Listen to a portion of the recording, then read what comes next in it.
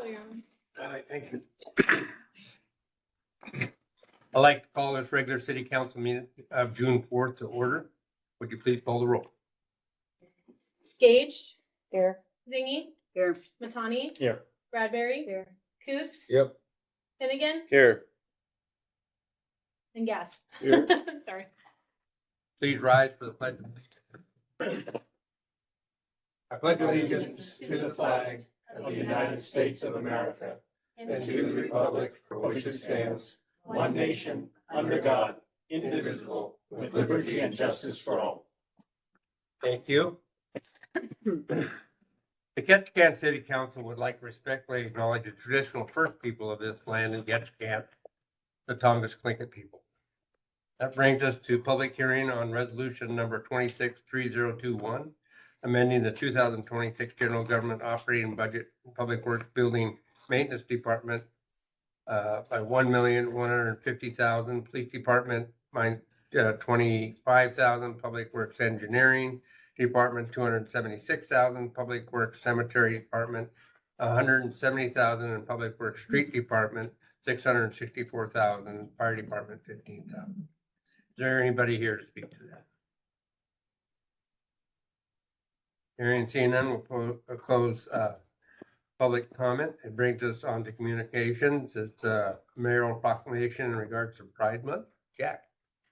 Thank you, Your Honor. Whereas the City of Ketchikan is committed to fostering a community where all people are treated with dignity, fairness, and respect, and whereas lesbian, gay, bisexual, transgender, queer, intersex, asexual, and two-spirit individuals are valued and vital members of our community, contributing as residents, families, educators, business owners, public servants, artists, and neighbors, and whereas Pride Month is observed each June in recognition of the 1969 Stonewall Uprising, a defining moment in the movement for LGBTQ rights, when patrons of the Stonewall Inn stood against discrimination and injustice, inspiring generations to continue the pursuit of equality and human dignity.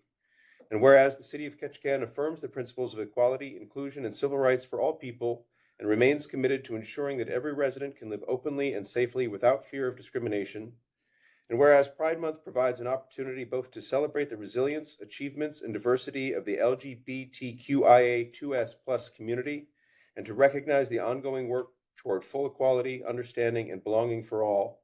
Now, therefore, be it resolved that Mayor Bob Sievertson of the City of Ketchikan does hereby proclaim June 2026 as Pride Month at Ketchikan, and encourages all residents to recognize the contributions of the LGBTQIA2S+ community, reflect upon the importance of mutual respect and inclusion, and reaffirm our shared commitment to justice, compassion, and equal rights for all people, signed this 4th day of June 2026. There's somebody here to receive that. Thank you, Jack. Thank you.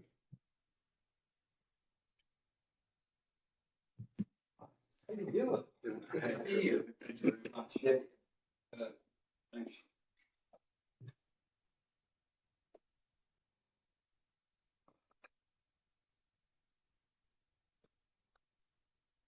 Good evening, members of the City Council and Mayor Sievertson.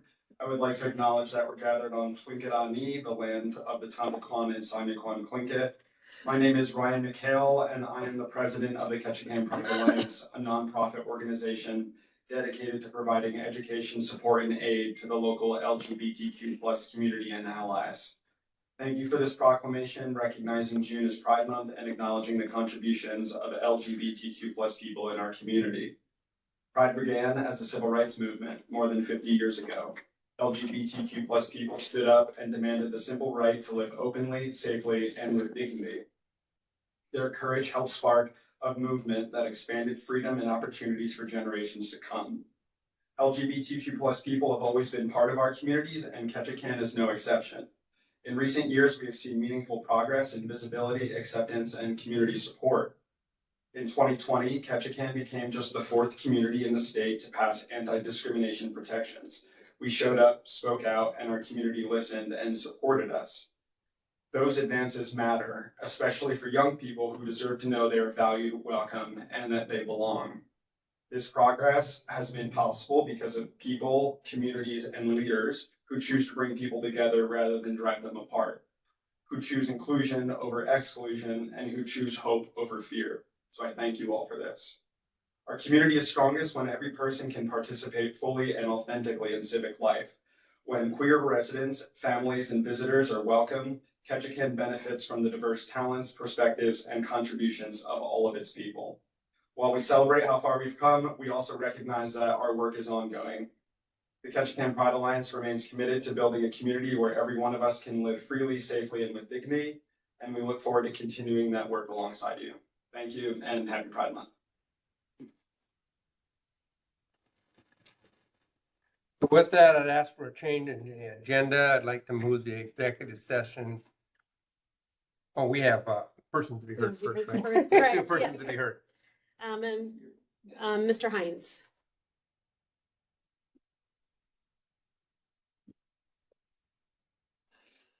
Good morning, good afternoon, or I guess good evening, Mayor and City Council. As your fire chief, I'd like to introduce Lieutenant Willie Schultz, who's accepted the position of Division Chief of Community Risk Reduction and Fire Marshal for the Ketchikan Fire Department. He's taking Gretchen's position, as you know, is recently retired.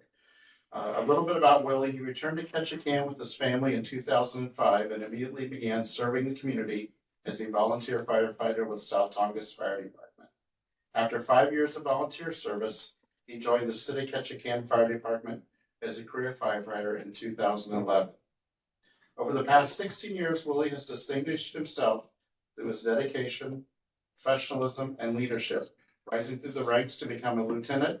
Throughout his career, he has demonstrated strong commitment to public safety, firefighter development, and service to the city of Ketchikan. Before entering the fire service, Willie attended Arizona State University and then worked in San Diego, California as an organic chemist, synthesizing small molecules for a variety of scientific and medication applications. His education and professional background reflects the analytical mind solvent and the problem-solving skills that he brings to the city of Ketchikan in his new position. Willie and his wife, Kathy, have developed deep roots in the Ketchikan community. As you know, Kathy serves as a resource teacher at Howling Elementary, and their daughter Adrian is the new principal at Schombar Middle School. Their middle son works as a commercial fisherman, and their youngest son is a pilot. Willie's long record of service, leadership, and commitment to the community make him exceptionally well suited to lead our community risk reduction division and serve as a fire marshal. I am confident he will continue to strengthen our department's mission of protecting lives and property through prevention, education, and public service. Please join me in congratulating and welcoming Division Chief and Fire Marshal Willie Schultz.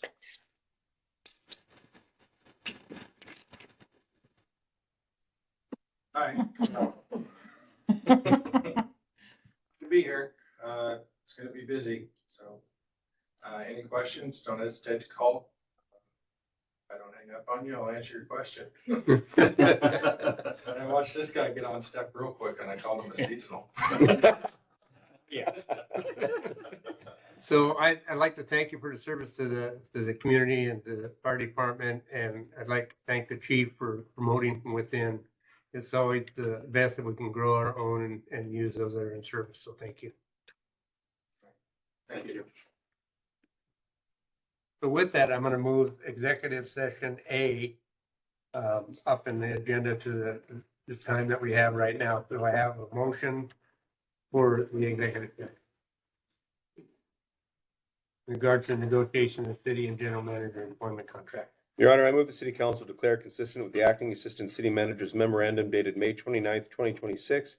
It is in the best interest of the city to review and discuss the employment negotiation terms and conditions of Abner Hogue as the selected city manager / general manager in executive session in accordance with KMC 2.04.025A1 to discuss matters the immediate knowledge of which would clearly have an adverse effect upon the finances of the city. Second. It's been moved and seconded. Any discussion? If not, please call the roll. Bradbury, Yes. Signy, Yes. Latoni, Yes. Finnegan, Yes. Gass, Yes. Coos, Yes. Gage. Yes. Our intent will go into executive session, have some discussions, and then we'll invite Mr. Hogan at a later time in the meeting. Good.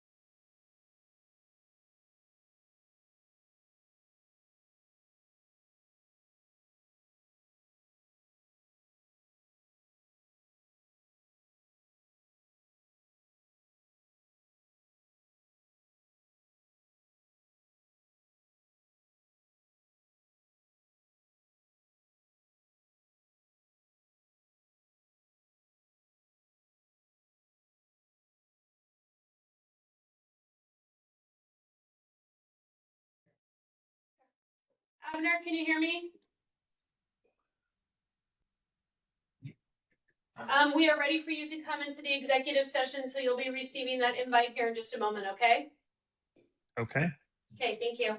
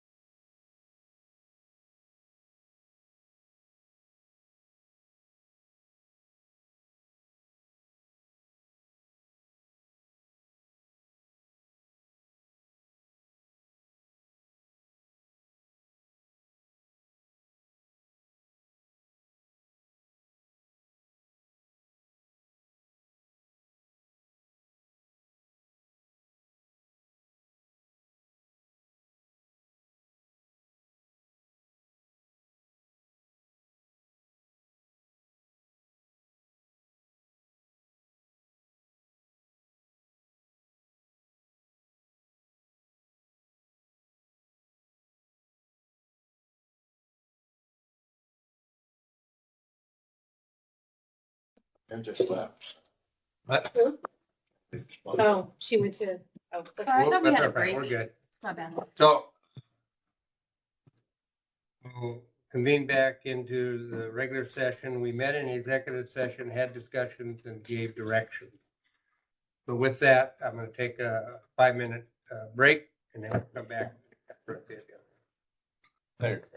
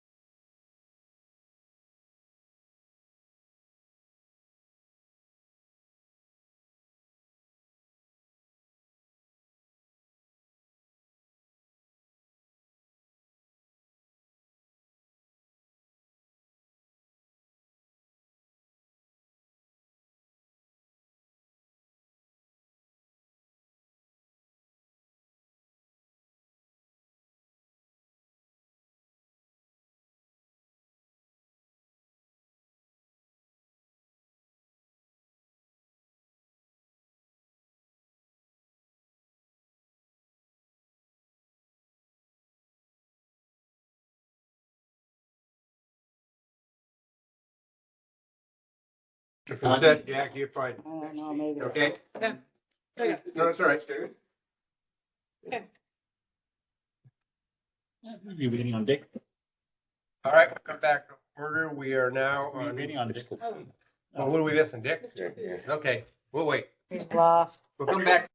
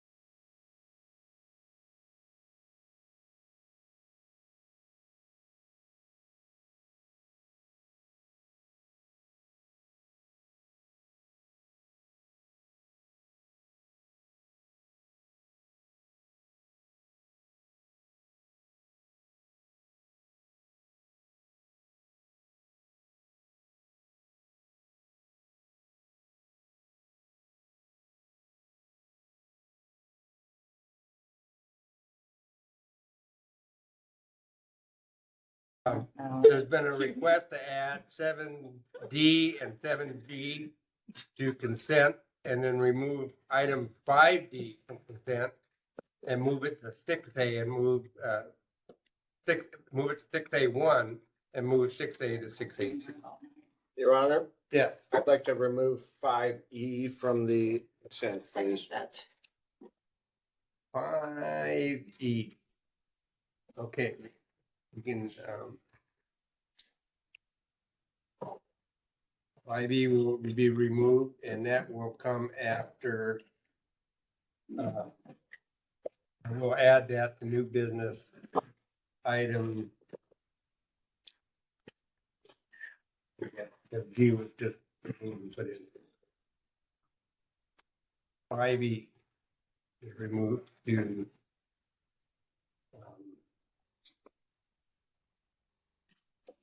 7, 8. Do I have a motion to consent? Motion to consent. Second. It's been moved and seconded. Any discussion? Hearing seen none, Madam Clerk, would you please read the items? Approval of minutes, the work session of April 28th, 2026, and regular city council meeting of May 21st, 2026. Award of contract number 2631, Wolf Fuel Supply Petromarine Services. Award of contract number 2630, Vehicle Fuel Supply Petromarine Services. Council review of beverage dispensary license renewal application, the Asylum. Permit for ice machine at Bar Harbor Ramp to Ketchikan Agricultural Producers Association. And the council review of beverage dispensary license renewal, Creek Street Cabaret. They have paid all their taxes, so we can just move forward with their renewal. Any questions? Hearing seen none, Madam Clerk, would you please call the roll? Gage, Yes. Zingy, Yes. Bradbury, Yes. Gas, Yes. Finnegan, Yes. Coos, Yes. Matani. Yes.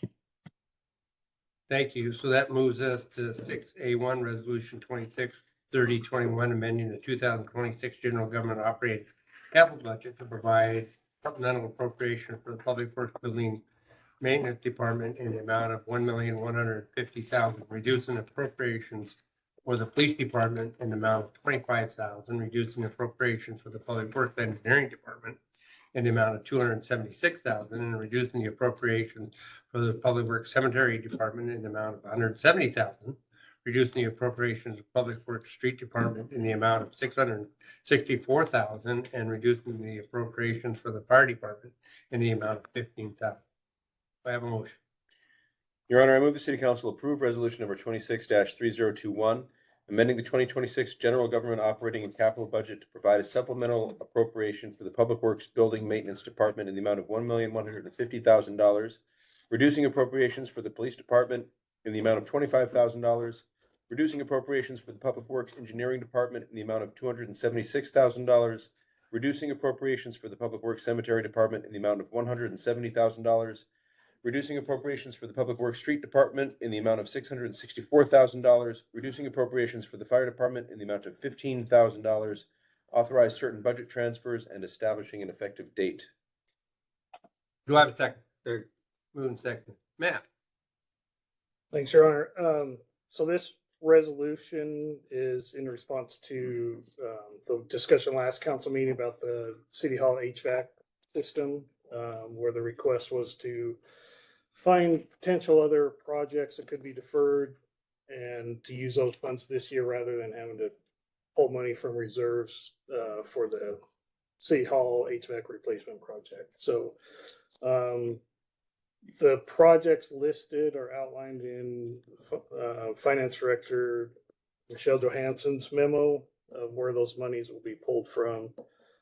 Various projects as in the motion, various projects and the fund source there, so. Question? Yes, Jay?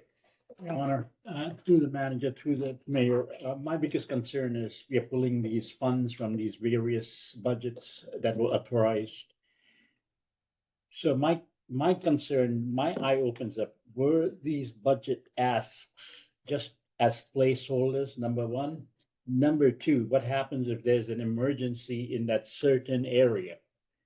Then we go back to the reserves. So I'm very, very uncomfortable with this because either these budget items or budget asks were just placeholders, or we might experience an emergency and go ask for money from the reserves. Thank you. Anybody else? Yes. Well, I guess I can answer through the chair, Councilmember Montani. These projects were not just placeholders. They're projects that were planned and would be done this year, but they're projects that can be put off to future years if we don't do them this year. Abby? I am concerned about the Martin Street staircase repair and demolition of $365,000 and it being taken out of the CIP program. For this year, this one in particular was actually brought specifically to the council last year. We directed them to execute that as we had a lot of issues with citizens and complaints and it being a safe pathway to transverse in that area. And I really have a hard time taking that away from the citizens to put an HVAC into City Hall. So that was the only item on this that I was not really in support of. The other ones seem reasonable. So yeah, I would like, before I make any other statements, I would like to know if there's other options besides this one. Sure, through the chair, Councilmember Bradbury, we can bring Seth up here, the Public Works Director, to speak to other possibilities if there are. Good evening, Honorable Mayor, Council members, Seth Bradkey, Public Works Director and Engineering Manager. Thank you for the question, Councilmember Bradbury. If it's the direction of the council to identify other projects to substitute Martin Street stairs back in and thus recommend other projects or project to be deferred, I think there is an option there, but it's really up to for us to wrestle with to make that determination. So specifically looking through the list, which we did spend a significant amount of time looking through all the different projects, talking with folks and what could be deferred, what needed to be prioritized, what didn't. We did look at the potential for the bridge repairs capital improvement project for this year. There's one component of it, that's the Dunton Street Bridge that we do need to absolutely execute. And, but the remainder of that fund, that project rather, for bridge maintenance, I do think there's an opportunity there to defer. So I'll outline what part of that project could potentially be deferred. You look out the window right across the street, that's the, what's it called, Tongass Trading parking lot. That's a city-owned parking lot. That's out over the water, so it's an elevated structure. So we had planned in that bridge project to do resurfacing in that lot this year. You'll see that there's degradation of the surface from over the years, the concrete surface there. Our plan was to repair that. If that had to be deferred, if it was the direction of the council, then that's one project that we recommend. The second component of that bridge project was for the Centennial parking lot and Dock Street, the elevated portion right in front of what used to be Tongass Business Center and is now Kelly Connect. That's an elevated structure there. You can drive underneath of it. It was parking for years. We had planned to resurface that. It's got degradation in the concrete surfacing there. If we had to, we could defer that to next year at the council's direction. So those two bridge projects, the lot across the street and the Dock Street and Centennial lot, if we need to, that would make up the $365,000 that would need to come back in for Martin Street. Yes, Judy. With regards to the stairs, I agree with Councilwoman Bradbury that there's a need for those stairs, but isn't there an issue with safety in that area with those stairs, that there's homeless camps there? Are we addressing the design or how that's going to work? Or Status of the Martin Street stairs design is it's completed, and the next step would be to go for bid and then execute the construction. So we don't currently have any impediments to bidding that project out other than the funding. So if it was not funded and we deferred it, would the stairway stay open or closed, or is there a maintenance issue that it would remain closed? It would need to remain closed until such time as we could rebuild it. So it's been closed since we did that initial inspection and closed it, so it would stay closed. So in our discussions and directions to Seth, we asked him to come back with this. And my thought was, see how close we can get it. So if there is a consensus in the council that they want to leave the Martin Street in, we need amendment, and we could take that money out of reserves. Kathy. Your Honor, I would like to amend this to remove the deduct, right? The Martin Street stairs. yes, project Martin Street staircase repair demolition of $365,000. This motion. Second. And replace the funding with for the HVAC out of reserves. Correct? That's second. That is not what I would like to do. Okay. Somebody else is more than welcome to make that. Okay. I would like to replace it with the projects versus take it out of reserve. So I guess I could amend that. Okay. So right now, the motion is to leave the Martin staircase as funded. Discussion. Yes. All right. Yeah. Excuse me, I have a question for Ms. Brackey, if I may. With respect to some of the projects that you mentioned that could substitute for the Martin Street repair project, which I'm in alignment with council members Bradbury and Zingy on that count. The repaving, I think I see the value in perhaps putting that off for a year or two. But with respect to Dunton Street, is there a safety concern there? Because I know there's both vehicular and pedestrian traffic on that roadway. Is that a project that you're comfortable deferring for any period of time? Or are there more pressing needs there? Thank you, Councilmember Finnegan, for that question. My recommendation is to leave the Dutton Street portion of the bridge project in for this year. And that would still allow $365,000 to come out, do Dutton, take the other two projects out, and do Martin Street stairs. So just follow up, just to clarify, with deferring those repaving projects, we'd have enough funds to cover the $365,000 that we're not going to spend from the Martin Street stair replacement project, correct? You Or would close minus to. out keep Dutton, minus out that parking lot, minus out the Centennial parking lot, and resubstitute Martin Street stairs back in. Thank you. Well, right now, we got a motion to move the Martin Street stairs, or continue with the Martin Street train project and not have it as a deduct to make up the difference. Right? Any other discussion on that?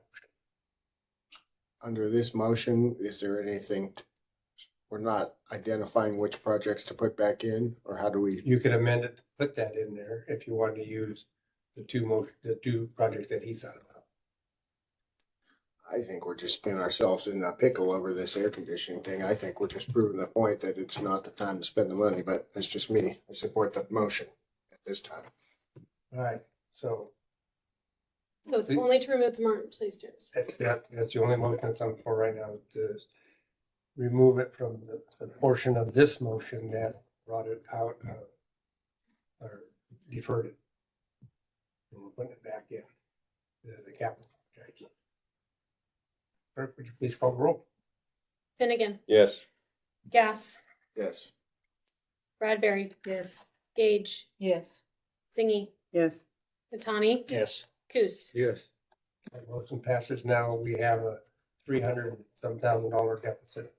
Yes, Dick? Yeah, I've got a question. This is all under public works sales tax, I believe. Is that correct?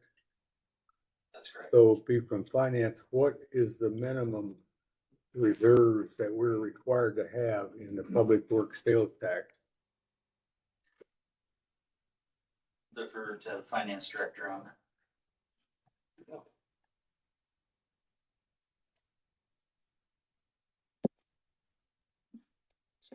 Your Honor and council members, the question was, what is the minimum fund balance for the public works sales tax fund per the fund balance policy? Is that correct? What is required? Required. Because I think there's more there than what's required. Correct. So required amount is $2,268,807. Projected amount with all of the capital projects that were budgeted is $4,816,808. So before this resolution to change the projects,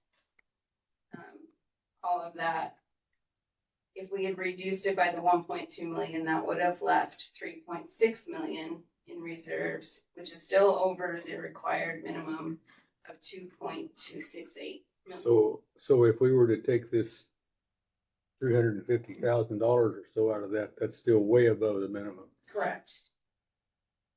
You'd have approximately 4.36. I usually use 10. Dick? I move that we take the money for the stairways out of reserves. Or take the extra money we need for the, Yeah, the equivalent of what, 350,000 out of reserves. 365. It's public work reserve, right? Public works sales tax, yeah. Second. discussion. Hearing and seeing none, please call the roll. Coos, Yes. Matani, No. Bradbury, No. Gage, Yes. Zingy, Yes. Gas, No. Finnegan. Yes. Passes your Honor, 4-3. All right. So that brings us on to unfinished business, item A, Oh, we budget. need to vote on the main motion as amended. Okay, let's vote on one. Sorry. Thank you. No, keep me honest. I like it. Your Honor, So- City Your Honor. Manager.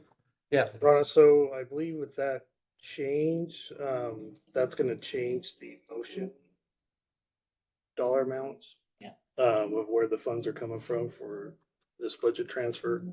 And then we may need to also change the resolution. I guess Mitch, maybe I'll have. You can amend it at the table if you got the right words. Okay. Can you give us the words, Mitch? Yeah. So that's- the, I'll do math in about. so the Public Works, I'll do it. appropriation for the Public Works Department of 664,000 will be reduced by 365,000. That brings it to 299. Better make sure that's right. 299, it's right. That was just in my head, so I want to make sure, so. So that'll change 299,000, and then the resolution. It'll change in the resolution as well and remove that, out of the fund source that we list in the resolution as well, so. So I don't, Mitch, do we need to change anything in the resolution, or that can be changed? Okay. So in section 2, the city manager would be authorized to transfer 365,000 from the appropriated reserves of the Public Works Sales Tax Fund, in addition to 100,000 from the Building Maintenance Department's vehicle project. You'd have to add another line For the reserve. for the appropriated reserves.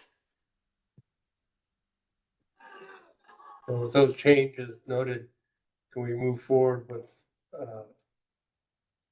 the rest of the motion? Approving that and then move on to item AB, which is the board. Yes. Jim. So with those noted, let's vote on the main motion. Gage, Yes. Zingy, Yes. Bradbury, No. Yeah. Coos, Matani. No. Finnegan, Yes. Guess. No, That passed around. All right, so that brings us to the unfinished business budget transfer and award of contract number 2626 Ketchikan City Hall HVAC replacement to Dawson Construction, authorized construction administration service payment to Respect Engineering postponed from the May 21st, 2026 meeting. So there is a motion on the floor, but there's a recommended amended motion. Oh. So do I have the amendment? So it's a recommended motion, Recommended amendment? Mhm, the second one. mhm, yes, correct. Your Honor. Yeah. I move the city council award contract number 26-26, Ketchikan City Hall HVAC replacement to Dawson Construction in the amount of $2,742,114. Establish a project contingency of $257,886 for a total authorized project cost of $3 million. To section 3.12.051 C2A of the Ketchikan Municipal Code, authorize amendment number 2 to the Ketchikan City Hall HVAC Professional Design Service Agreement with RESPEC Engineering for construction administration services in the amount of $128,722 and direct the temporary city manager to execute the contract documents on behalf of the city council. Second. It did move that question. Yes. Seeing none? yeah. I Yes, got go something. ahead. Just kind of repeating myself, but I think it's worth repeating. I am against this because we are seeing our citizens I personally know people who have gotten their power shut off. Our people are leaving. They can't afford to live here. We're raising rates faster than anybody can turn around. Every rate going up, up, up. We're talking about taxes, all this stuff's going on, and this is an enormous amount of money, and we're bending ourselves backwards, trying to take it from all these different areas. And I don't think it's responsible. I don't think it's such a good precedent to the community. A priority list, to me, this is not the top priority over things that our people are suffering under. So I think it sets a very bad message to the people. So again, I'm very much against it. I don't think it's responsible to move forward with. I didn't think it was responsible before, and now with the huge increase of what we were expecting, I really don't think it's responsible. Thank you. Anybody else? Jay? Your Honor, thank you. Yeah, I'm not gonna support it. I've never supported it because it's a huge burden on our taxpayers. Also, the biggest concern was about the cooling system for the computers and the IT systems. They can be moved to the telecom area where they have those systems, and that would solve the problem. The rest of us, if we feel cold, we put on sweaters, employees feel cold, put on sweaters, warm clothes, or if it's hot, light clothes. But we cannot burden the taxpayer. Thank you. Well, from what I understand, this isn't raising taxes. This is already within the funding ability of the city of Ketchikan. The monies that we have are for building maintenance and managing our deteriorating infrastructure. This building has been under consideration for added heating and air exchange to meet the professional standards of the day.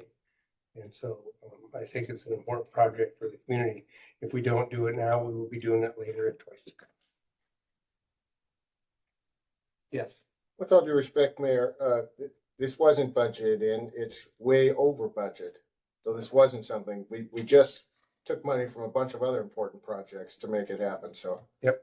Just want to clarify that. This Yep. was not budgeted in. Yeah, well, the project went over cost, but it's, we're not raising taxes because of that. We're not raising rates because of that. Not yet. Okay. Yeah, and let me clarify, we're not raising taxes or rates in this, for this project, but we are raising rates and taxes in other areas. We're raising 8% across other utilities, and so we are. I mean, if this project was not in the budget initially, we would have mitigated those expenses on our citizens. Thank you. Anybody else? Hearing none, seeing none, please call the roll. Zingy, Yes. Coos, Yep. Matani, No.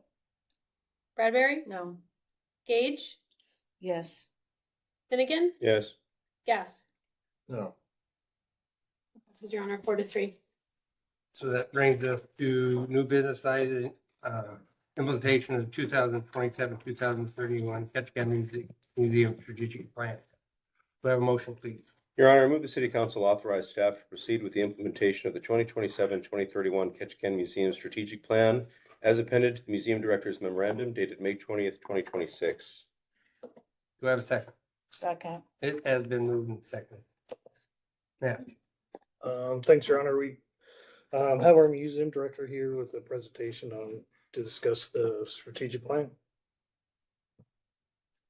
Hey, good afternoon, Council and Mayor. Good evening, excuse me. Where did time go?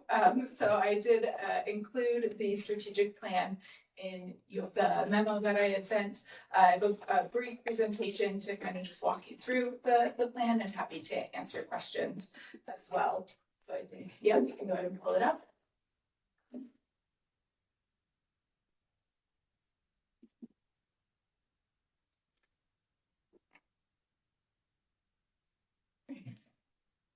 Great, so this plan will bring us through 2031. It's a five-year strategic plan. Go ahead and move to the next slide. Just to briefly talk about the process, we did have a consulting firm help us lead the process. We did that so that I would be able to fully participate in the planning process, which I think was very helpful. The consultant led interviews and a written analysis of the strengths, weaknesses, opportunities, and threats for the museum. The consultant interviewed community members, former acting city manager Lacey Simpson, among many other people in the community, to kind of get a feeling for the institution and its priorities. The consultant then came on site and led a day-long retreat. Half of the day was with the staff to kind of talk about these results, and then the other half was with our Museum Advisory Board and Totem Heritage Advisory Committee. The consultant led or followed up with recommendations about what he saw as common themes that came up through all of these conversations and interviews and staff and analysis.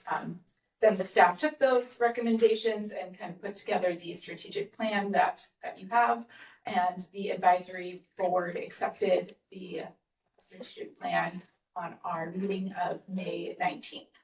So it's a quick overview process. Next slide to kind of get into what we did.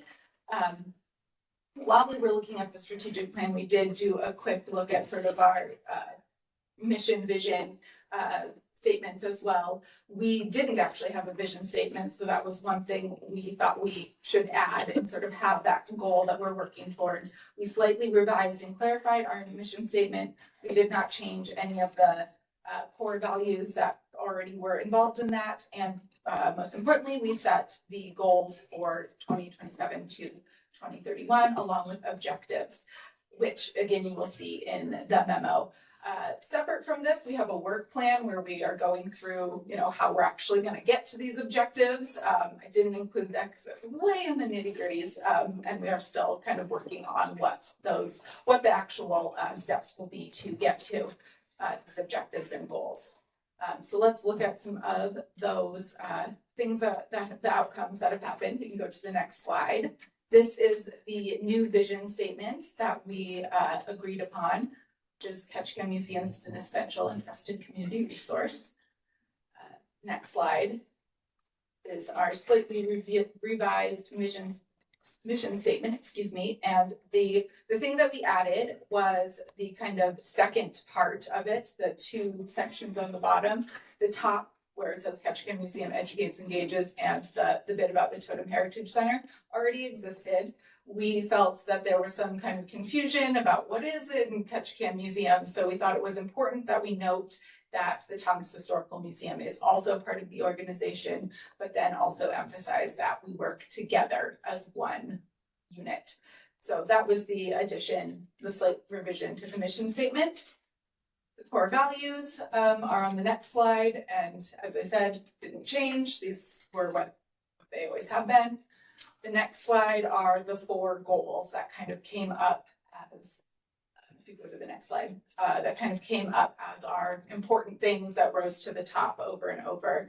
And I'll go a little bit more in depth on these, but overall they are strengthen our education efforts, maintain and evaluate our facilities, steward our resources responsibly, and strengthen the identity of the organization.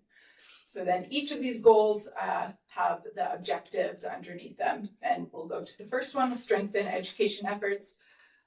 For sake of brevity in this, I've just highlighted one of our objectives, but one that really came up as an important thing that we wanted to do is really make an effort with our school-aged groups. I think a lot of the programming at the museum has been more adult focused, and we're seeing a lot of benefits to getting children involved in the museums. So that's something that we're hoping to really grow.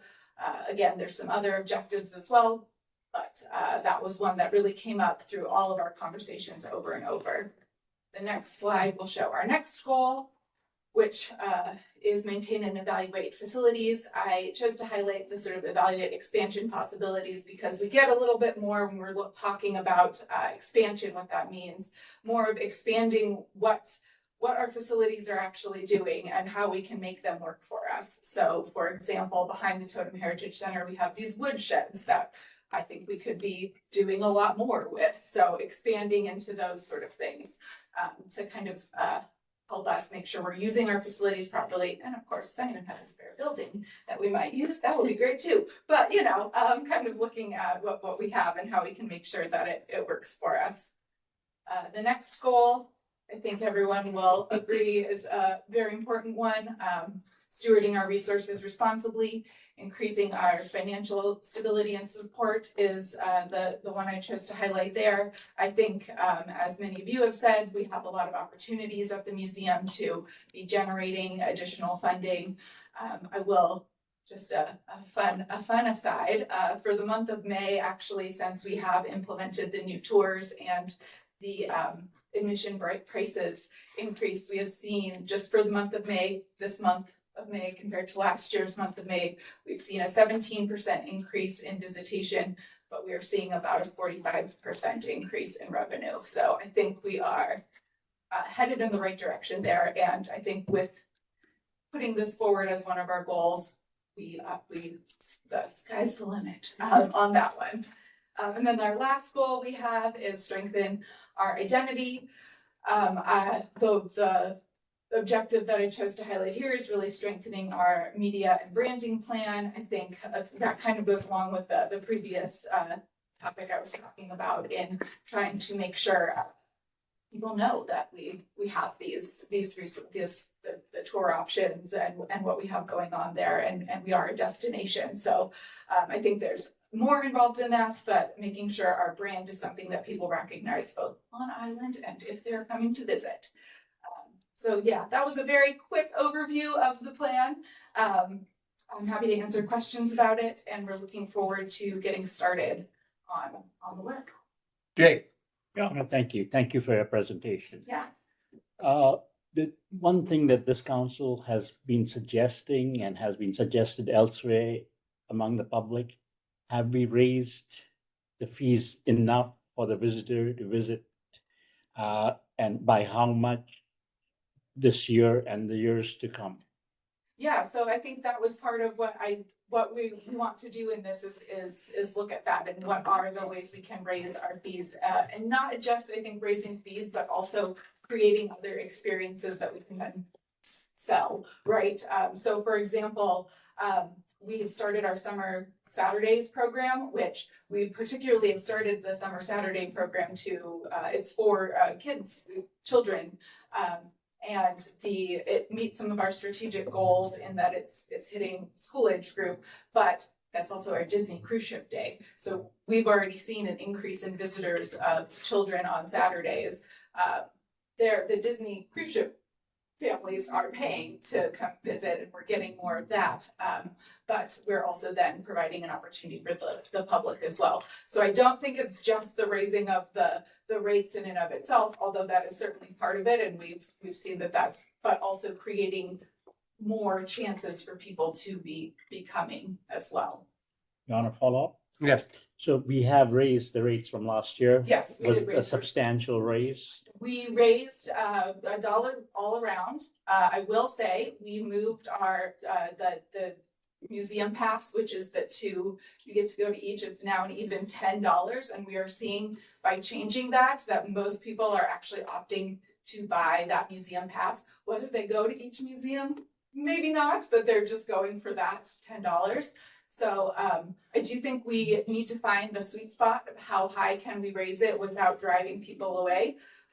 It is potential we could continue raising it. I do want to kind of keep an eye on what other museums do. As I had mentioned last year when we were looking at budgets, that the State Museum only charges about $9 a head also. So if we get too high above that, then we might see diminishing returns. So trying to figure out where that sweet spot is what I think we're aiming to do.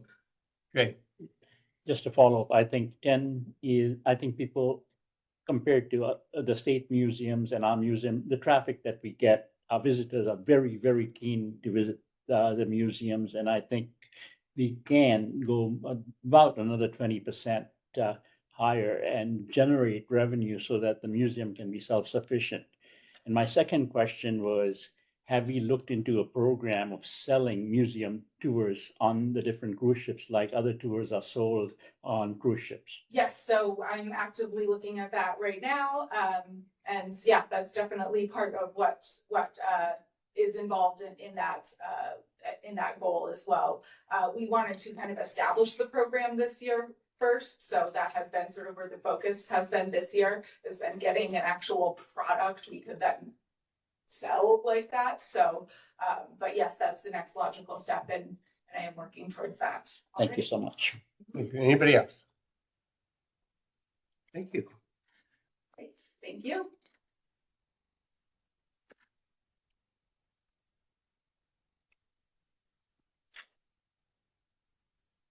So there's a motion to proceed with that?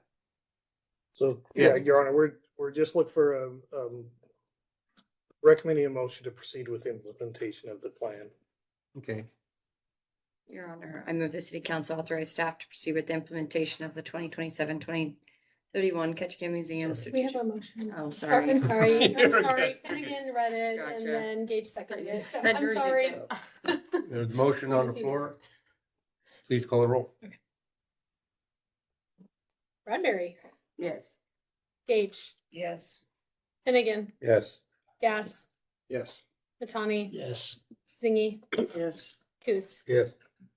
Thank you. Bring this to ordinance number 26, 2031, amending chapter 11.12 telecommunication service and rates of the Ketchikan Municipal Code. First reading. Do I have a motion, please? Your Honor, Yes.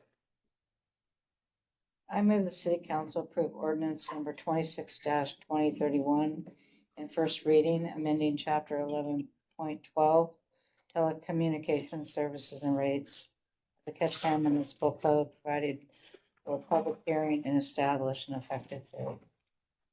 Second. It has been moved and seconded. Matt, what do we have? Thanks, Your Honor. So this ordinance on the first reading does a couple things. We had issued an interim tariff, so this ordinance puts those changes into the code. Essentially what we're doing, since we had improved a lot of the equipment in our core, we're now able to offer faster speeds to customers. So we've changed our pricing and plans that we offer. So we adjusted things so we can now offer faster speeds for the same price that customers were paying before, or maybe even a little bit less. So a couple of plans went down, but most of them stayed the same, but now they're getting faster speeds for that. And that's for both residential and business. We did have a little bit of glitch. Some people this month got charged a little more because we didn't have the package together, but that'll be corrected. And I just want, and the other, I guess on that point, I wanted to point out too, so this being able to offer 10 gigabits of speed to customers is a really big deal. I mean, it sounds just like a number, but not only, I mean, for one thing, that's the fastest of anywhere in Alaska, so we'll be the premier provider there. But even in the lower 48 in the entire US, there's less than 1/3 of the population of the entire US can even get 1 gig of speed. And we're offering 10 times that. So when you get into the 10 gigabit speed, you know, I tried to do some research, but there aren't many. There's only a very small handful of companies in the entire US that can even offer that. So I think that's a big, huge step forward for Ketchikan and being able to offer that, and people that potentially come remote work, live here, or, you know, do business here. It's a big improvement for them. The other thing, we changed a couple prices on, or a little more premium managed routers. So that's, we have price added for those. And then the big, as you look through, you'll see a lot of line through sections. Basically, that's removing all the IPTV section out of the code. So we'll keep a placeholder there if we ever go back to it, but that's the other big part of it is removing all that language. So. Thank you. And this is an elective service that they pay for if they want, you know, they can subscribe to. What kind of customers use 10 gigabyte? Well, we haven't had any sign up yet, but it's if people are doing a whole lot of the streaming, gaming, you know, some people, they could be having 5-6 computers set up and gaming and streaming, then they may need that. We've been able to test to that speeds. We have some of our employees testing that, and it works. They're getting that speed. So, it's the biggest thing. I mean, the other thing to remember too, that's download and upload speed. So the download speed, maybe if you're streaming things, but gamers, the upload speed is huge to gamers. So that's because they're, that information is going back and forth. So essentially it's kind of like a super highway. So, the one thing now is people getting their computers to be able to handle that speed. So the fiber will handle it. So their computers can handle it. Thank you. Question? Seeing none, please call the roll. Zingy. Yeah. Coos. Yes. Bradbury. Yes. Finnegan. Yes. Gas. Yes. Matani. Yes. Gage. Yes. Thank you. Brings us to item D, ordinance number 26-2030, amending ordinance number 1867, which authorizes junior lien obligation payable to the city sewer fund in a principal amount not to exceed 15 million to finance costs of wastewater system facilities. First read. Do I have a motion? Your Honor, I move the City Council approve ordinance number 26-2030 in first reading, amending ordinance 18-1867, which authorizes junior lien obligations payable from the city's sewer fund in the principal amount of not to exceed $15 million to finance costs of improvements to wastewater system facilities and establishing an effective date. Second. It's been moved and seconded. Matt? Thanks, Your Honor. Yes, so this honest will bring our finance director up and speak to this and answer any questions on it. Our Finance Director, Michelle Johansson, what this does is as the council's aware, the voters approved $50 million in bonding capacity in October 2025. So this amends our bonding capacity. In addition, it reflects the 2 wastewater loans for the disinfection facility, which is the first piece of the disinfection facility. And then the second phase of Water Street. So we have 2 loans ADEC has offered us. And we will be bringing back an ordinance a resolution once this ordinance is passed to accept those loans. So we have to do this piece in order to do the second piece, which is accepting the loans. So this is the ordinance that reflects the bonding capacity and the change to that bonding capacity with those 2 loans. Thank you. Questions? Yes.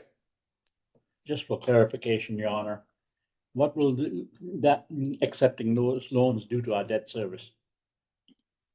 It will increase our debt service, and we will be bringing that back when we have the resolution that will show you what the debt is and then the actual debt service. So that accepting those loans at that point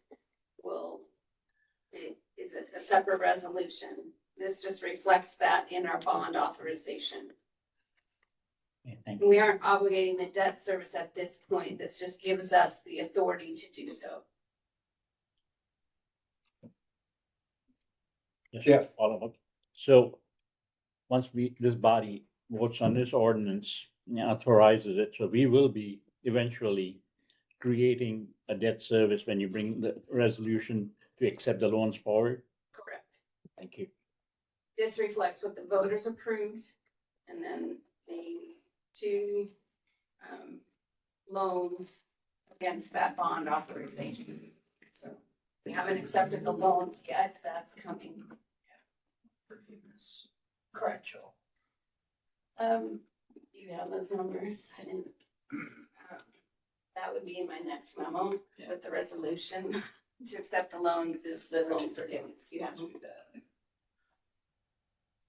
Through the chair, we do also have the potential for loan forgiveness through the DTC loan plan. So that will come back to the council with the full all the full loan information and loan forgiveness and the impact to debt service will all come back. So I just want to point out, we think we will get some loan forgiveness on this, which is a good thing. Also, to speak to the sewer projects, so the wastewater treatment plant disinfection upgrades, very important project required by the EPA under our new permit. We have a very tight timeline. We have 5 years, which we're almost 1 year through, so we're ticking down. But this is all part of the plan to finance this and get the project executed. The second project is the Water Street Sewer Phase Bravo, very important project. And so we're lining things up to do these projects and get them done. We just need this authorization, bringing this stuff back to the council for their review and approval. So Seth, while I got you there, we're talking about projects of this magnitude. As we saw with the HVAC system and how that project came about, is there a potential to do a design build on these projects to lock down the cost effectively and reduce the amount of change orders due to a design build project?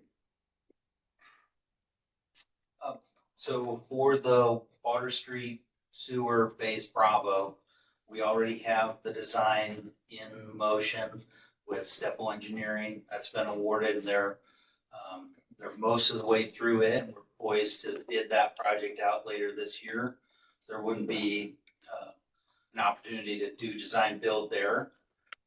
But for Phase A, we did bring that project in on budget. So just keep in mind that the utility project is a little bit different bidding environment than, say, the building project that we went through with HVAC. I understand that. And for the treatment plant, there could be a potential for design build for the eventual disinfection improvements. So that's something we could look at. So, and again, the treatment facility is an unfunded mandate handed down by the federal government and the regulations in regard to effluent. Is that correct? So if we don't do it, then we're in violation. Definitely not recommend we go that route. No, I'm just making it clear. Yeah, exactly. All right, appreciate it. Thank you. All right. Anything else? Hearing and seeing none. Madam Clerk, would you call the roll? Zingy, Yes. Matani. No. Gas, Yes. Finnegan, Yes. Bradbury, Yes. Gage, Yes. Coos. Yes. That brings us to item E. Award of contract number 2639, professional service agreement with one expansion Dolphin and Dock to P&D Engineering, Inc. Do I have a motion?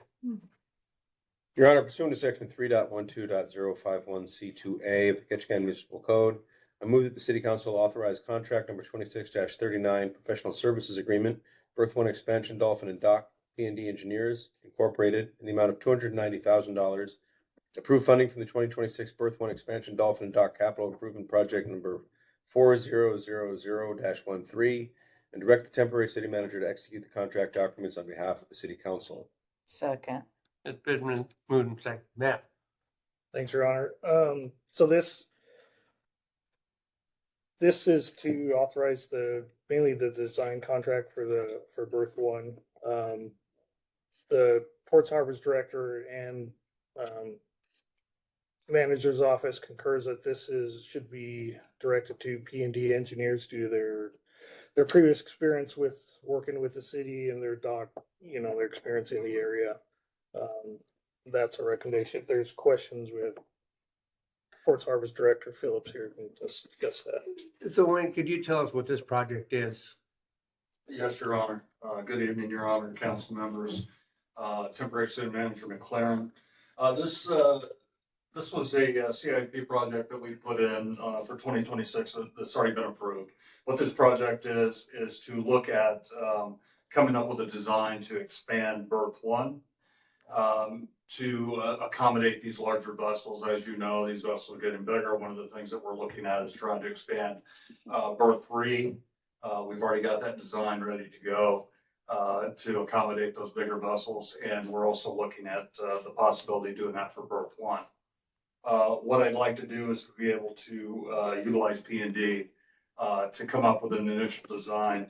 What I'd like to do, and what I kind of put in here was, I'd like them to bring it to 30% design to give everybody here an idea of what exactly that's going to look like, and do an estimate as well. With the ever-changing marine engineering environment going on right now, the costs are kind of getting pretty high. So before I completed, went ahead and told them to go with us and run it all the way to 100%. I wanted to take 30%, bring it back to council, show you the design, and then also give you an initial estimate before we continue. That initial estimate will end up being $87,000, so they can get the estimate and that 30% design. Once I bring it back to council, if council agrees, I can go ahead and move forward and get this taken to 100%. There's always value anyway of doing this to 100%. Even if we're not going to do it right away, we can have that design ready to go. But I thought the best way to do this was to do that initial up to 30%, bring it back to council, and also get a pretty clear estimate of what the cost may be. So what additions are you gonna make? This particular project, I believe the design would end up being making the dolphin further out. And then also there would be a floating dock that would expand that out to accommodate larger vessels.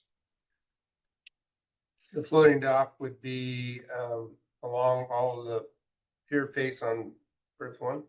It would be not along all of it, it would be further down along Pier 1 to expand that out. So you would have additional space further out on berth one, and you would still be able to probably, more than likely, be able to possibly either use one larger vessel there, or even possibly two vessels on berth one.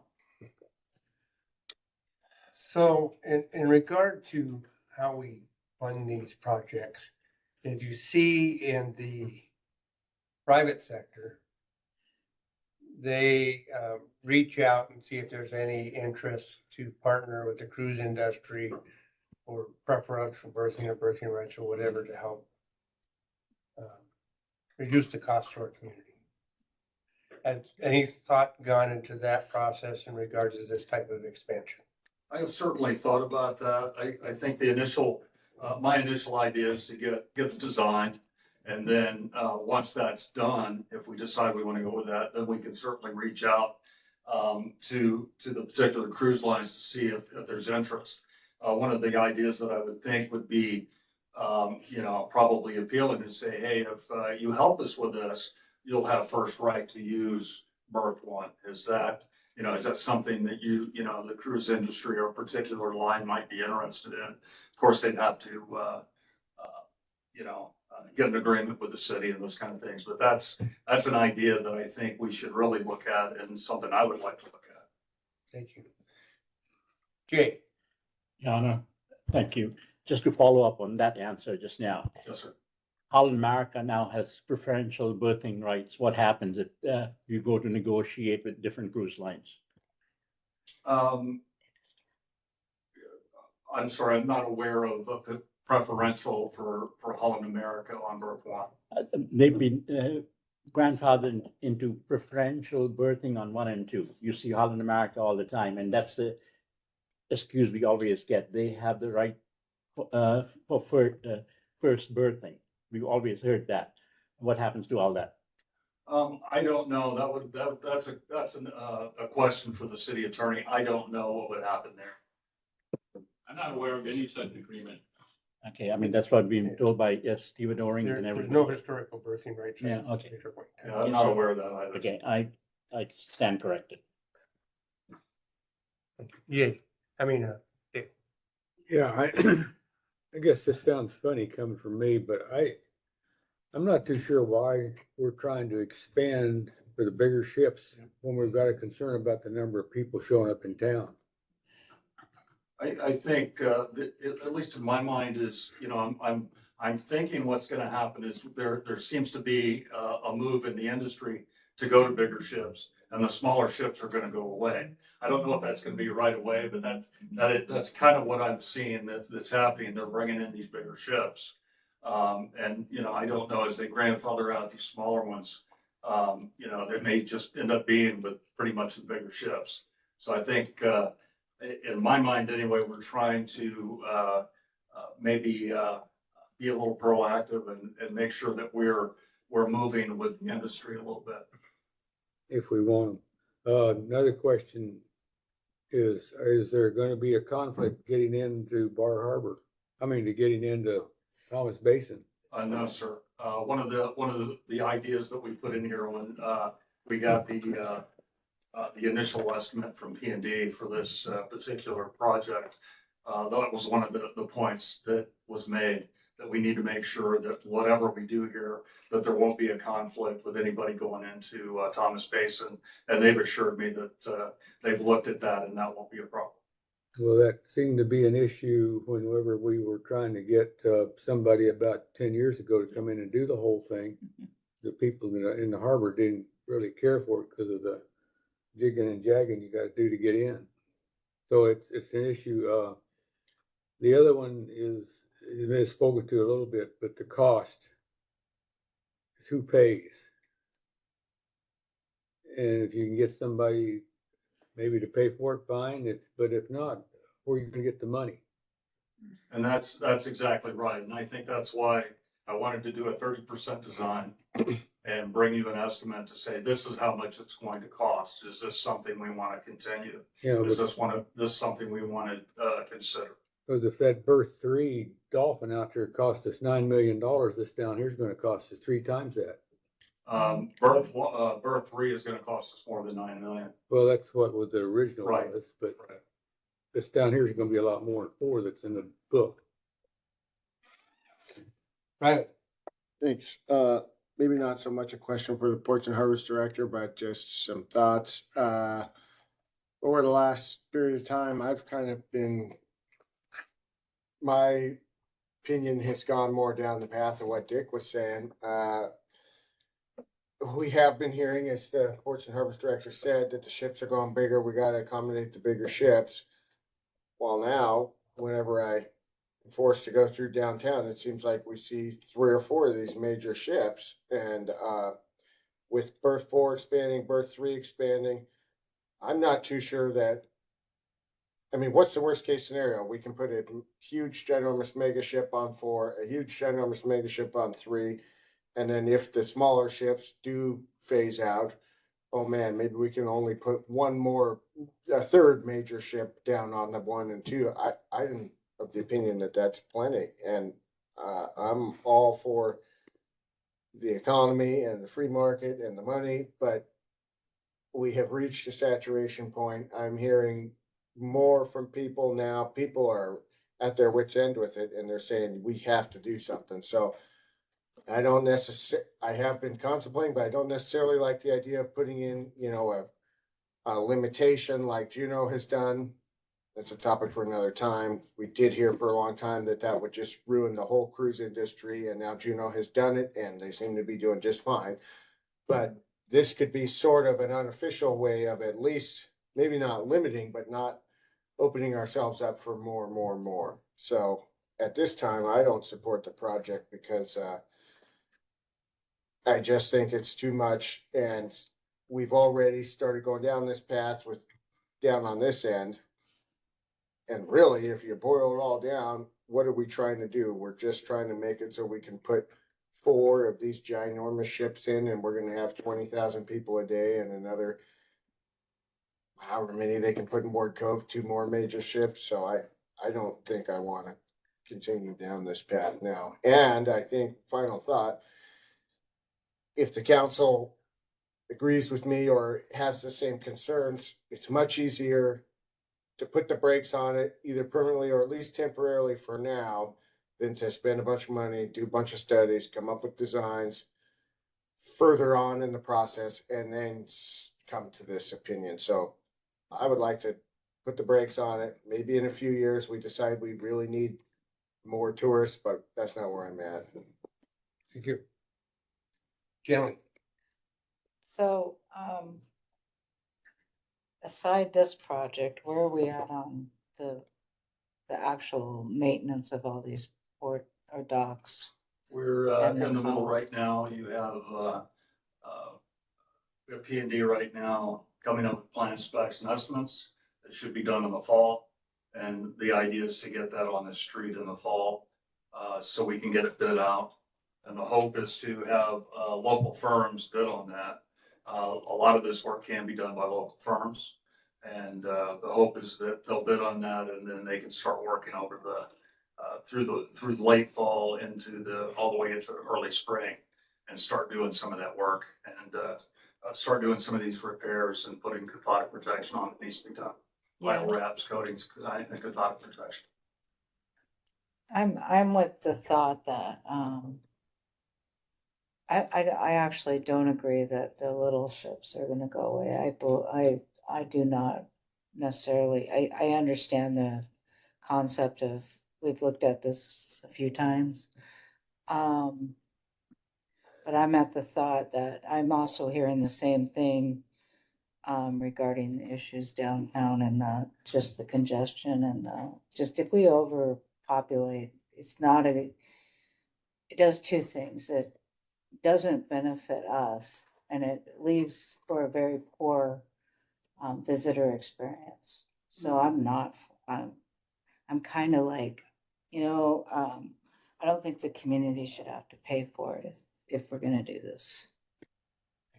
Abby. I think I'm in the same situation as Dick here, gotta be careful, but I just don't think this is the right climate for the expansion of Berth 1. I mean, we've seen the last two, those are moving forward. A lot more potential there, a lot more space that doesn't block, access to a harbor as much as this one would through previous drawings that we saw. But I'm also really more focused on shoring up docks 1 and 2. They haven't had a lot of maintenance underground, like proper maintenance to shore it up in a long time. And I would prefer to see this money move to just making sure that dock is gonna hold and that the bollards are gonna hold. They're not gonna break or anything of that like they had in the past. Versus going into an expansion with this climate that we have at the moment. Jay. Yeah, this is a tough one. I'm on Berth 1, it would benefit me, but I don't support the project. Because first, the maintenance of 1 and 2 has been deferred for a while. I think that needs to be shored up. Second, we've got to take into account the community sentiment and the community that lives here wants a pause for a little bit. And I also think our cruise line partners, if they are going to bring in bigger ships, should pony up. I know some people will kill me tonight that have businesses in that area, but we are elected by our community to look out for what their voices are speaking up. So I wouldn't be supporting this. Abby. Totally throwing this question out. Is it possible to do this project just the dock versus adding the dolphin? Because like having a floating dock is safer and better for the vessels. And so I just didn't know if in this, like, do we have to expand it to make it bigger or could we just make it safer by a floating dock and less movement on the docks or things like that? I don't know if that would really do anything other than you would end up just having a dock out on the other side of what you already have. So I don't know if that would do a whole lot other than, have a floating dock outside our dock. So the short answer is I don't know. We could do anything. I mean, you could build anything, but I don't know if that would really, bring a great, addition to the dock, or, you know, help the dock a whole lot. Dick, Yeah, I can, when was it, Bob, that we had the big contract go out? And, looking for partners, and it was gonna be a floating dock off of both 1 and 2. And what it did is it gave them easier access to the dock. And it also gave us more space on the dock, because we don't have enough space down there for all the buses and vans right now. So we gotta get those ramps off the dock. So if you wanna work on a project to get floating docks off 1 and 2, outside of them, I can support that. It's only gonna cost $100 million.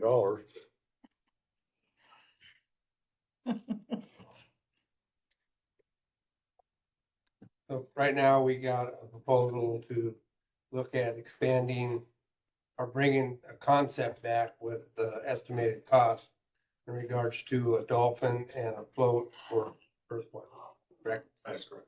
That's what's place. It's looking at it to see if it's worthwhile pursuing the due to the costs and returns, or if it's not. So that's what's before you right now. Your Honor? Yes. I'd like to make an amendment to postpone this for a 1-year period, to revisit this 1 year from now. I second that. And moved in second, further discussion. To do what now? Postpone the proposed project for a year. Just to beat it. Any comments? Fine, yeah. Hearing, seeing none. Please call, was the motion seconded? Yes. Okay, please call the roll on the amendment. Gage? Yeah.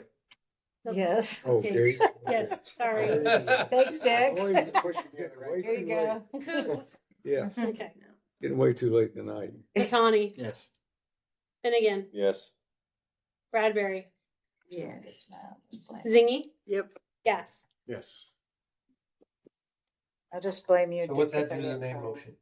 It's been postponed for 1 year, so I'll come back in a year. Okay. So, Your Honor, do we have to ask for an extension at 10 o'clock or 10:30? we don't have that at all. Oh, we don't We have don't it have anymore? that, no. Oh, that's just in our, We tried to Sorry. we tried to bring that forward, but that's. So bring us Forgot to to item mention F, procurement of pumper tender tanker custom fire apparatus, Inc. Do I have a motion, please? Your Honor, I move the city council approve the procurement of a municipal pumper tanker on a custom chassis, Southwest Custom Pumper 25 from Custom Fire Apparatus Incorporated, utilizing the competitive bidding Sourcewell MN contract number 082025 CSM price of $1,056,919.75. Direct the temporary city manager to execute the contract purchasing documents on behalf of the city council. And I further move that staff bring forward an ordinance utilizing the city's bond council that authorizes the financing for the purchase of the pumper tanker. second.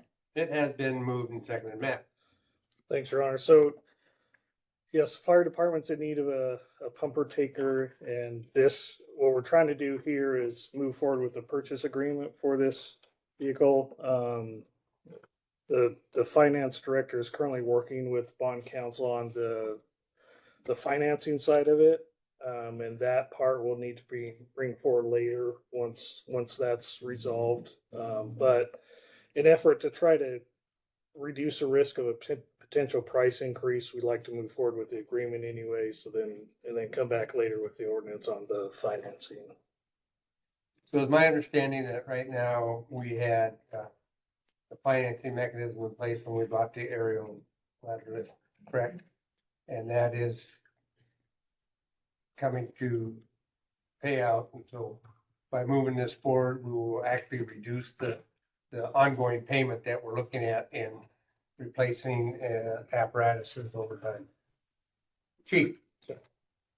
Mr. Mayor and council, yes, as you know, a few years ago, we were in a unique situation where we had a lot of aging and failing equipment. So I worked with the finance director to develop a little bit of what I would like to call a more sustainable plan. Initially, the thought was to purchase this pumper tender in 2025. But in talking to the finance director, we finance the large apparatus for 7 years. The useful life of a fire engine is somewhere around 21 years. So in order to do a sustainable funding every 7 years, if you approve this purchase tonight, every 7 years, we will bring forward a purchase of a new fire truck.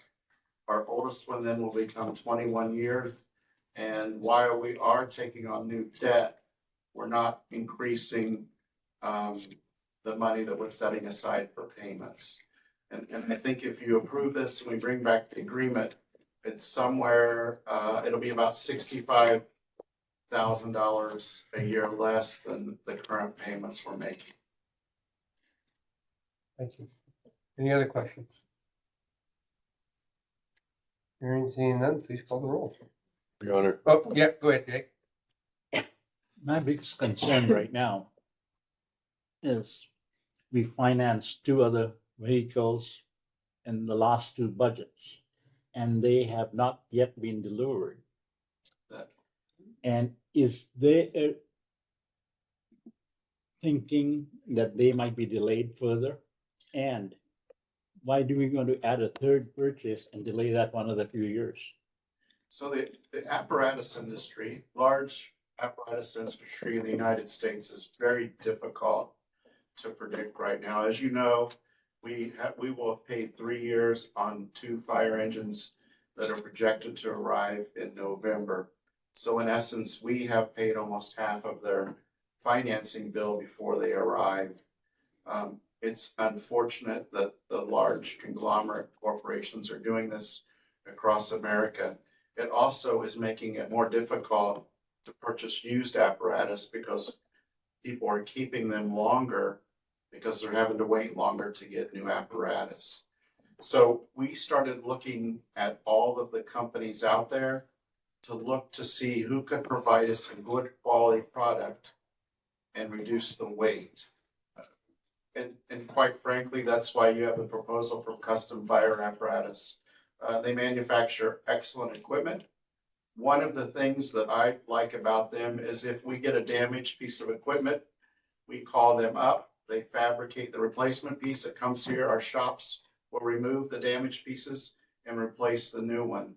As you know, we had a damaged fire apparatus that spent a little bit over 6 months in Anchorage last year getting repaired. The second thing is Custom Fire Apparatus doesn't use proprietary equipment, meaning if I need a valve for it, I can go and source that valve directly from the same place they bought it from.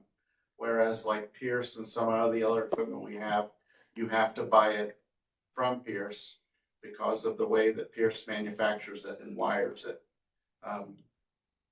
So we took a lot of that into consideration, and we're looking at, if you sign the agreement tomorrow, we're looking at an estimated delivery time of next November, not this coming November, but November of 27. Potentially could be sooner. It just depends when he gets delivered the chassis to start building the back on. Our 2 new engines, I'm constantly in contact with the manufacturer. They told me November. The last time I got a message from them, they said potentially August, but then I got another message that said potentially November. So we want to try to eliminate that with the purchase of the pumper tender. Your Honor, follow up. Yes. The pumper tender that we have now, what's the condition of that truck? The pumper tanker we have now, it spends a little bit of time out of service.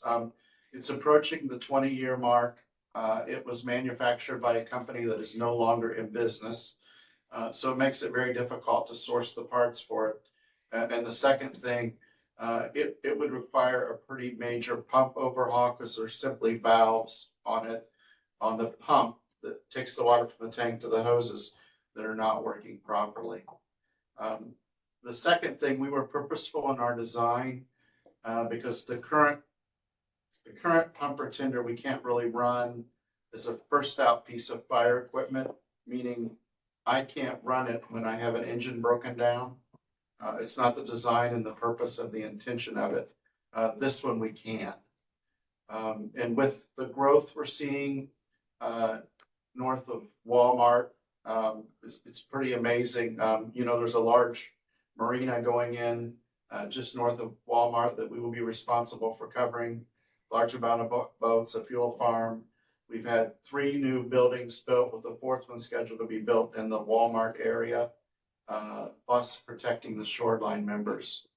So I think it's time that we upgraded and put a reliable piece of equipment. I was in Station 2 the other day, and there's a sign hanging on the door of the pumper tender out of service, as we were waiting on some parts that Nick had a little bit of a difficult time sourcing to come in to make the repair.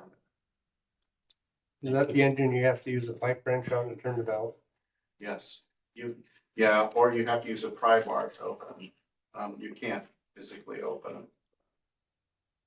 Just the way they were manufactured and made in there.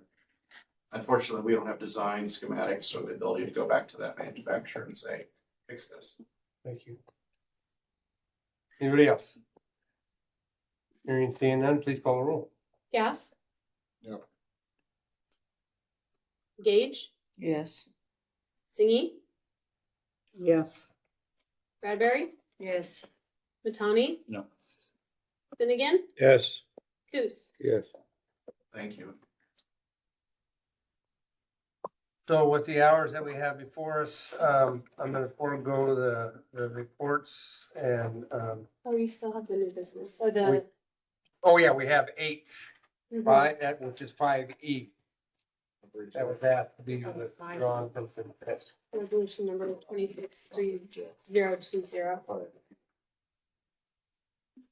That's resolution number 263020, levying a general property tax for municipal purposes upon the real property and business properties in the city of Ketchikan, year 2026, providing for a collection of taxes due in 2026, describe penalties and interest of delinquent taxes. Do I have a motion? Your Honor, I move the City Council approve resolution number 26-3020, levying a general property tax for municipal purposes upon all real and business personal property in the city for the year 2026, providing for the collection of taxes due in 2026, prescribing penalties and interest for delinquent taxes, and establishing an effective date. There a second? Second. Been moving second. Matt? Thanks, Your Honor. Yeah, Alaska statutes require property tax to be levied before June 15th. So this is, levies that tax, keeps the general property tax the same as it is now, 6.6 mils. And Finance Director Johansson's here to answer any questions if there's questions about it. Yes, right. Yeah, I wanted to move this off of consent because I found it interesting. I know my understanding is it's kind of standard that I guess every year the assessments go up.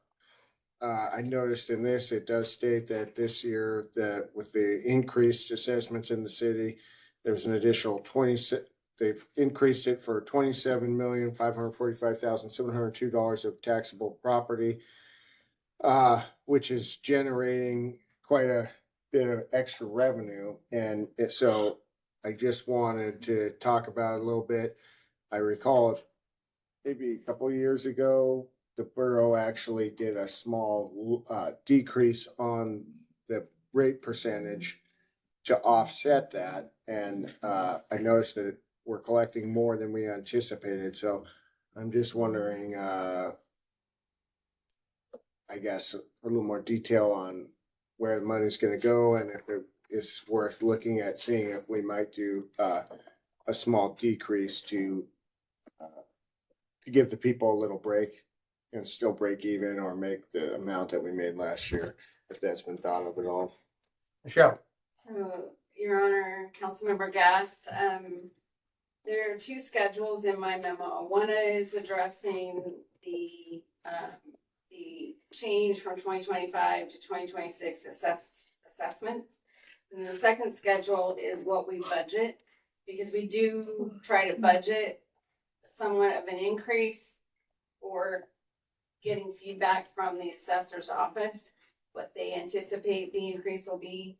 If they don't, have a specific number, we look at the average over a certain period. So we factored into the budget 6.9 million. So there's only a $33,480 difference between what we factored into the budget and what we're projecting to get. It doesn't always mean that we will get it.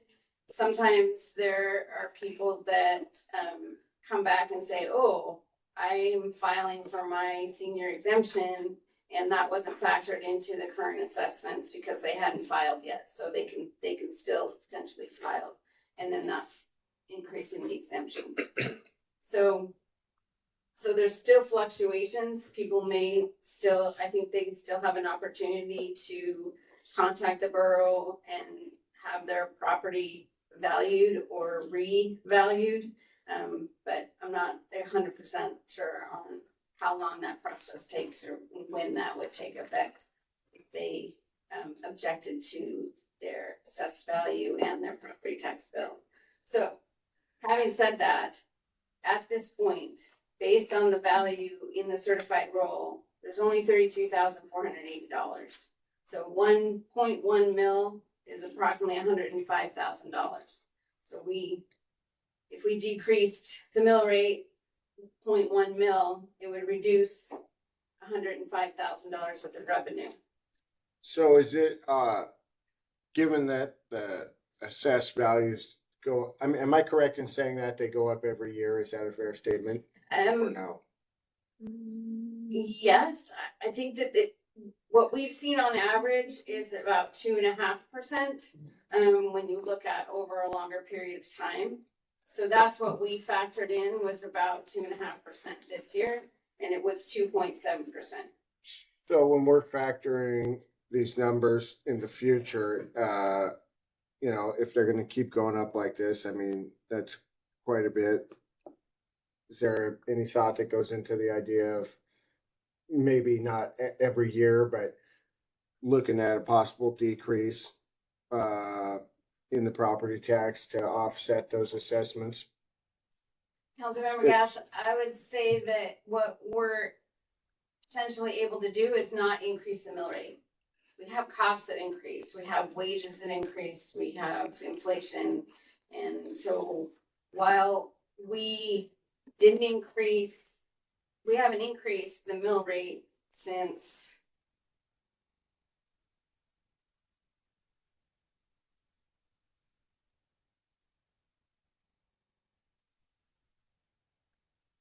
(2013) was the last time we increased it, and we decreased it in 2017. There was a significant increase. It was last year, 2025, of 8%. But we needed that increase to fund operational costs. In 2020, we were supposed to have increased the mill rate 0.5 mils, and we didn't. So that was specifically to fund a 2019 comp plan for general government. So that didn't happen because of COVID. So the council made the decision to not do it, but those costs were still there. But thankfully, we've been seeing this on average 2.5% increase per year, so that's offset. So that's that. help offset, yes. So, Thank you. Michelle, what did the property tax pay for? Property tax pays for, at this point, it's paying for library operations, library debt service, fire debt service, a small percentage of fire operations, doesn't pay for all of it. We need sales tax revenues to pay for that. And then a share of lease operations. So it doesn't pay for, the only thing it pays for is library and debt service for the library in total, because we need to be able to pay for that from property tax revenues, because that's within the city and that's property tax revenue. So the borough pays for their share with the non-area wide mill rate on any borough resident library mill rate. It's a specific line item on theirs. So, I believe it's about 20, so I believe it's about 21% of the property tax goes to pay for fire. 48% of the property tax goes to pay for police. But again, that's not paying for all of police. I believe it's 3 million of police approximately. And maybe 2 million, but I have a schedule that I have coming in the budget work session that specifically shows that. Yeah, just So- round numbers, that's all, I'm not worried about it. Yeah. So, but the 33,000 that you talked about in the increase this year doesn't even keep up with inflation. Right, yeah. And the wage increases that Yeah. we didn't fund via the sales tax increase. Go ahead. Just to be clear, the 33,000 though was above what was forecasted. It's Yes. more than 33,000 from last year. It's 33,000 Right. more than we expected. It's 33,480 more than what we budgeted. So we projected an increase and budgeted for that increase. So it's 33,000 above what we budgeted. And I don't have it in front of me. I'm not trying to put you on the spot. If you don't have it, it's fine. But do you know off the top of your head what the total increase is from last year to this year? Oh, that is attached in the schedule. It is 27. I think you even referred to that, 27 million. It was the total assessed value increase. But as far as tax dollars collected, Oh, do you know how much more tax dollars collect? I saw the 27 million more of assessed value, but I didn't see. that is in the schedule. So last year we had 6.8 million, and so this year it's 6.985 million. Thank you. Thank you. It's not like Any other questions? increase of 33,000. Hearing and seeing none, would you please call the roll? Coos, Yes. Matani, Aye. Bradbury, Yes. Finnegan, Yes. Gage, Yes. Zingy, Yes. Gas. Yes. Thank you. So that concludes our business. Like I said, I'm gonna probably defer the reports. You can read them as you wish and that kind of stuff, and move into the item B, executive session, request for an executive status negotiation, newly represented employees of Port Star. Your Honor, I move the city council declare that consistent with the acting assistant city manager's recommendation, it is in the best interest of the city to discuss strategies relative to negotiation of an interim letter of agreement between the city and the International Brotherhood of Electrical Workers Local 1547 to be incorporated into the general government contract in executive session. In accordance with that finding, the city council go into executive session in accordance with KMC 2.04.025A1A to discuss said negotiations and subjects, the knowledge of which would have an adverse impact upon the finances of the city and upon the city's ability to negotiate favorable labor agreements. And second, any discussion? Hearing and seeing none, would you please call the roll? Gage, Yes. Zingy, Yes. Coos, Yes. Bradbury, Yes. Matani, Yes. Gas, Yes. Finnegan. Yes. Recess to executive.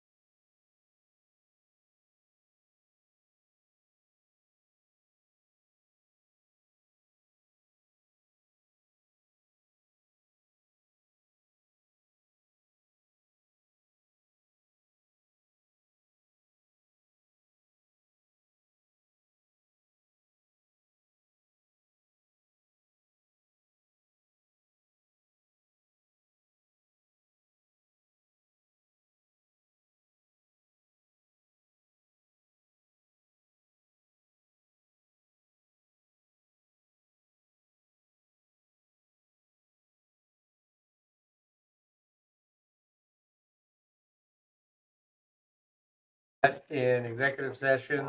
What's happening? And if she's not here. Gotcha. Roger. And gave direction to staff. We'll go back, I think, Councilman Cruz has a question under the manager's report if you want, Dick. Yep, the question is probably to Michelle. We got almost $90 million in reserves. Have we got that invested anywhere, making any money? Councilmember Cruz, yes, we have money invested and we have currently 40 million invested in money market. Only 20 million? 40. 40? I'm sorry. In T-bonds. In T-bonds. He's the one doing the investing. That's okay. I just want to make sure we're getting money back out of it. As every dime that we can't, we don't need to lay in our pocket. We ought to be getting money back out of it. Yeah, I think we are. I think our interest last year was about $3 million in interest that we made. Say again, I think our interest last year was about $3 million that we made. can we double it? Market. How many more million That's can oil. we invest, can we put out there?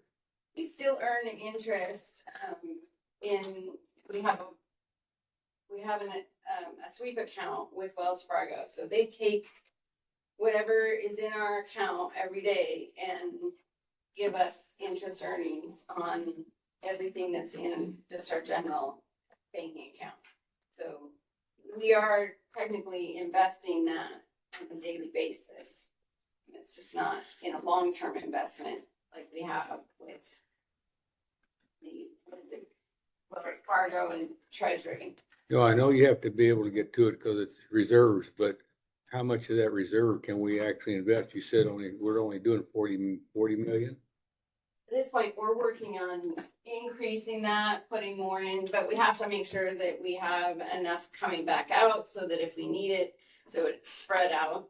So we piecemeal that over time so that at least, is it monthly? Yeah, so when we invest in the T-bond, we usually try to stagger them out, so at least 10 million mature every year. So that we have those funds, and if we don't need them, then we just reinvest them right away. And those are sitting right around 3.5 to 4% interest for that. And then when we do our sweep, I believe last time I looked, I think that was about 3.5%. So we need, especially during the summertime when we get all the construction jobs and everything else, we need those funds available and not locked up somewhere just in case we need them and to spend on our emergencies for the summer. Okay, So it's, I mean, all the funds that we have are invested in our accruing interest. It's just a matter of the availability, how liquid they are is the issue. all the funds you have, we got $88 million in reserves. So how Yep. much is invested? 88 million. Well, I think 87,700,000 maybe, because we keep a Is- small is- amount in our checking accounts. It is invested. It is invested, yes. Okay. Thank you. The other thing about the liquidity, property tax, we don't receive that until October. So later in the year, in addition, the higher, sales tax revenues, that's also later in the year, so we start receiving the June 30 quarter end. We don't receive that until August. So we want to make sure we have enough in the actual checking account for the first half of this year to make sure we can make all those payments. So are you saying that what was in the budget that we're gonna spend this year is not part of the reserves? It is not, what we've got in the budget to spend project, that's not in reserves. That's over here. Some of that isn't in reserves because we're earning revenue throughout the year. So with wastewater port, we're earning that throughout the year. But property tax doesn't come in until the end of the year. And while we're still earning, property tax, the bulk of the big portion of our property tax isn't until, we don't get that until Yeah. August. So we are still receiving some revenues, but it's not the big revenues for the general fund. Okay. I think. Some of it we do have as in reserves that we're paying for as we go along, and we're still earning revenue as we go. But we have more costs than we have revenues typically the first part of the year, just because of when we receive our big sales tax.